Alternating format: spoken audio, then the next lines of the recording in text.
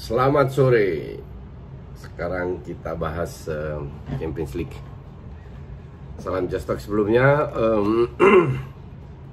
Bahas match kemarin dan ntar sedikit tentang match ntar malam Munchen lawan Lyon. Oke? Ya, skor 3-0. Gue sih menikmati sebagai fans netral ya. Gue menikmati pertandingan karena nggak ada yang parkir bis. Sangat taktis. Sebenarnya kalau kita bandingkan ya, permainan dari Red Bull pada saat melawan ATM itu nggak jauh berbeda. Terutama di babak pertama nggak berbeda. Di babak kedua dirubah sedikit. Karena dari babak pertama gue udah, kalau lu follow gue di Twitter, gue udah nge-tweet ini nggak bakalan kedua tim ini bisa mempertahankan permainan seperti ini karena temponya terlalu tinggi dan terbukti di babak kedua, terutama Leipzig sedikit merubah. Oke. Nah, perbedaan kedua tim yang sangat kelihatan adalah seperti gue sebelumnya kemarin malam sudah bahas di DPI dan dengan Haryo, ini murni di skill individu pemain. Leipzig, untuk tim seperti Leipzig itu bermain luar biasa. Tapi PSG membuka kelemahan Leipzig. Ternyata pemain Leipzig ini ya biasa aja. Ini yang gagal dilakukan oleh ATM. Maksud gue itu seperti apa? Maksud gue itu di momen-momen tertentu di mana ruang sangat kecil, di mana pemain di press itu mereka nggak bisa kontrol bola. End passingnya jelek. Oke, sekarang kalau kita bahas murni, kita bahas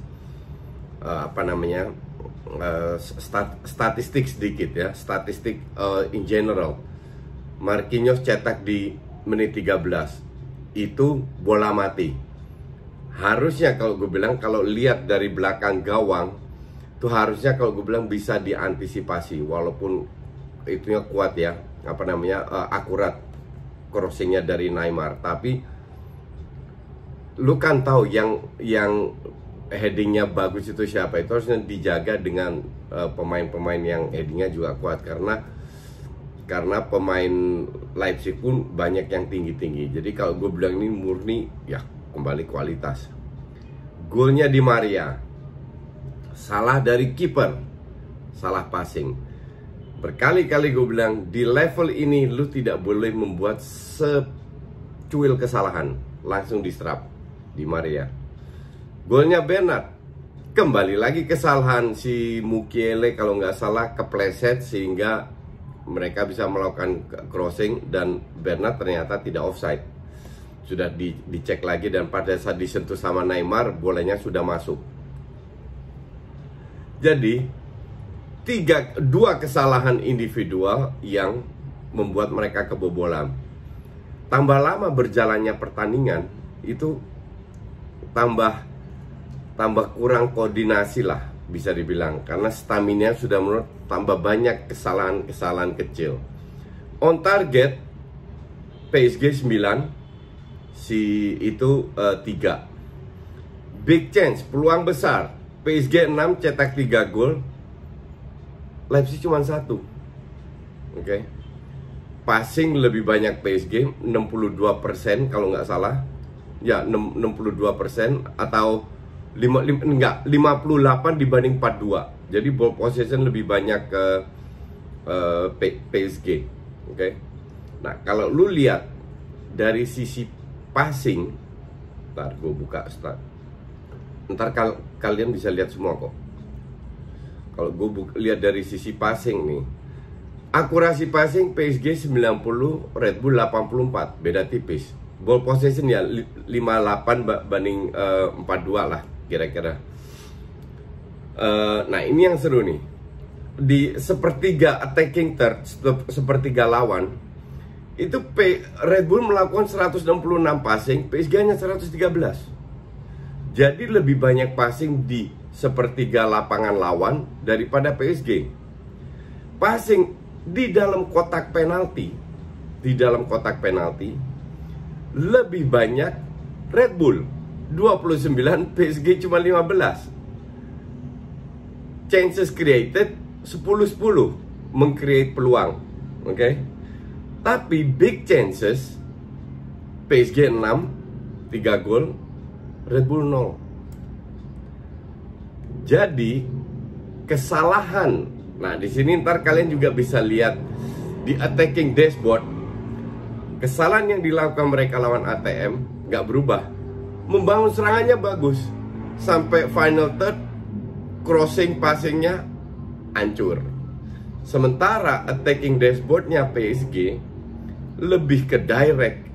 Mereka itu, kalau gue bilang lu boleh setuju atau tidak, kemarin match lawan ATM itu benar-benar dianalisa sama Tuchel sampai detail-detailnya. Yang sangat kelihatan adalah memanfaatkan celah antar defender. Jadi banyak sekali direct passing antar pemain Red Bull. Itu benar-benar dimanfaatkan, ditambah ya skill individu.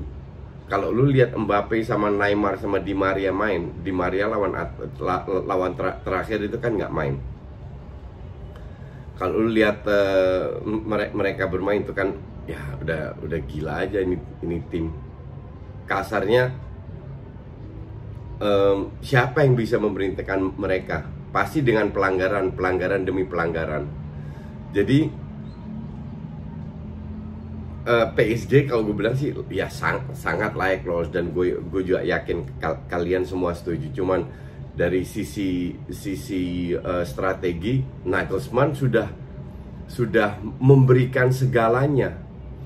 Kemarin gue bilang juga, wah ini 50-50 tergantung small detail, dan terbukti 3 gol. Ya itu yang kita maksud, gua sama Haryo, yang kita maksud itu small detail. Dan kalau kita lihat yang dilakukan Nagelsmann itu sudah luar biasa dalam arti dia benar-benar memanfaatkan, tidak suruh neko-neko pemain yang dia miliki. Tapi memang namanya Patrick Schick, Paulsen itu kan bapuknya minta ampun.